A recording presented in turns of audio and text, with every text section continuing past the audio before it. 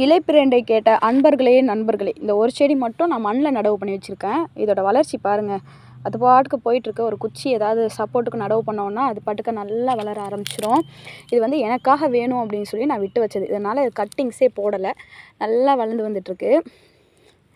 அப்புறம் கட்டிங்ஸ் போட்டு வச்சதெல்லாம் இப்போ தான் குட்டி குட்டியாக வளர ஆரம்பிச்சிருக்கு. அது நல்லா வளர்ந்ததுக்கப்புறம் தானே உங்களுக்கு கொடுக்க முடியும். அதனால தான் நான் இலைப்பிரண்டையே வந்து யாருக்கும் கொடுக்கல, அப்படியே வச்சுருக்கேன். இங்கே பாருங்கள், இதில் எல்லாம் நடவு பண்ணி வச்சுருக்கேன். இதில் மொத்தம் 3 செடி இருக்குது. இது 2 மட்டும் தான் நல்லா வளர்ந்து வருது. இன்னொன்று குட்டியாக ஒன்று இருக்குது, அது இப்போ தான் வளர ஸ்டார்ட் பண்ணியிருக்கு. அப்புறம் இதுலேயும் வந்து இப்போ தான் வளர்ந்துட்டுருக்கு. இங்கே 2 செடி இருக்குது, இங்கே ஒன்று இருக்குது.